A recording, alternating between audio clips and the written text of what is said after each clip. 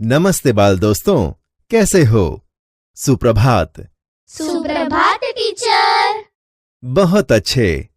बाल दोस्तों, आपको कहानी सुनना पसंद है? हाँ टीचर।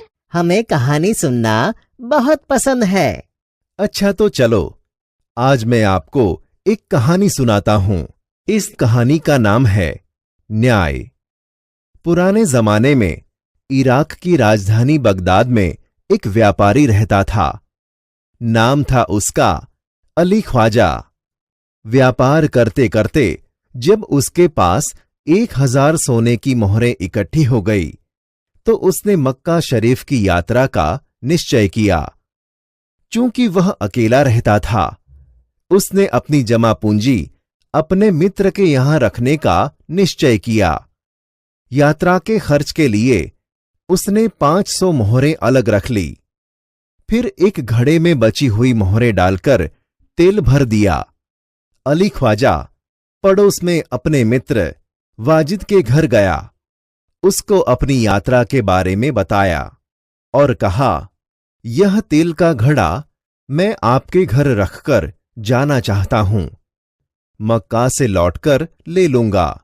वाजिद ने अपने तहखाने की चाबी उसे देते हुए कहा कि आप अपना घड़ा तहखाने में रख आइए।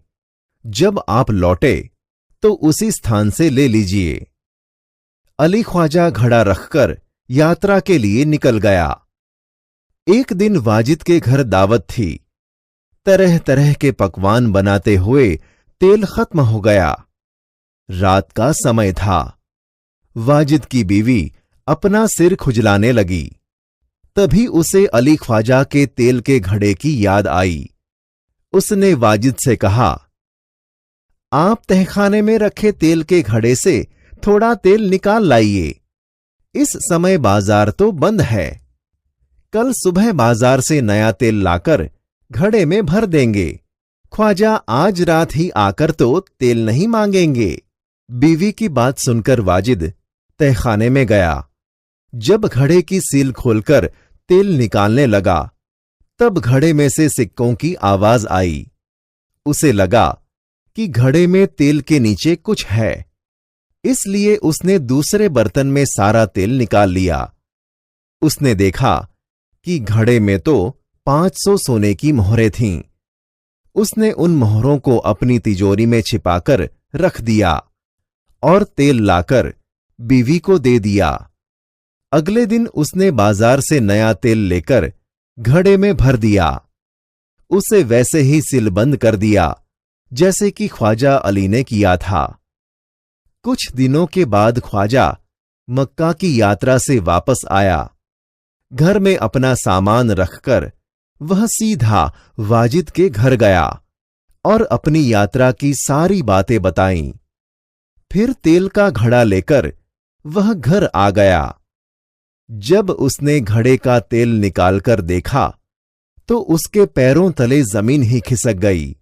वह सिर पकड़कर बैठ गया, क्योंकि घड़े में एक भी सोने की मोहर नहीं थी। वह सोचने लगा, अब क्या किया जाए? वह उल्टे पांव वाजिद के घर गया और अपनी मोहरें मांगने लगा। वाजिद ने कहा कि सीलबंद तेल का घड़ा आपको उसी स्थान से मिला जहां आप रखकर गए थे। मैंने तो उसे हाथ भी नहीं लगाया। मैं कैसे मान लूं कि उसमें सोने की मोहरें थीं? दोनों मित्रों में कहासुनी होने लगी। दोनों का झगड़ा सुनकर आसपास के लोग इकट्ठे हो गए। उन्होंने जब झगड़े को बढ़ते हुए देखा तो ख्वाजा से कहा कि आप काजी की अदालत में जाइए। वह ही आपके झगड़े को मिटा सकता है। ख्वाजा ने काजी की अदालत में अपनी बात रखी, परंतु पक्के सबूतों के अभाव में उसे वहां से निराश लौटना पड़ा। तब उसने बगदाद के खलीफा के यहां अपील की और न्याय मांगा। खलीफा ने उसकी अपील स्वीकार कर ली। खलीफा ने सारे मामले पर विचार करने के लिए कुछ समय चाहा। 1 सप्ताह बाद का समय सुनवाई के लिए दिया गया। ख्वाजा और वाजिद का किस्सा अब प्रख्यात हो गया था। खलीफा एक दिन अपना भेष बदलकर शहर में घूम रहे थे। तभी उन्होंने कुछ लड़कों को न्यायालय का खेल खेलते हुए देखा। वह छिपकर उनका खेल देखने लगे। उन्हें लगा कि जो लड़का न्यायाधीश बना है बड़ा समझदार है। वह जिस तरह न्याय कर रहा है बिल्कुल ठीक है। इसलिए उन्होंने उस लड़के को अपने पास बुलाया और उसका नाम पूछा। लड़के ने कहा, मेरा नाम हसन है।